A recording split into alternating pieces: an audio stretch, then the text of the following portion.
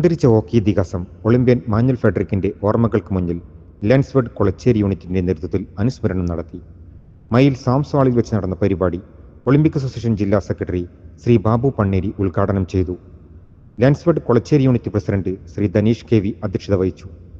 ലെൻസ്വർഡ് Kannur north area joint secretary Shri Muraleedharan P K, Kannur north area membership convener Shri Prabhakaran P K, Dileepan C K, Rajan P Raj, Jijina K എന്നിവർ സംസാരിച്ചു.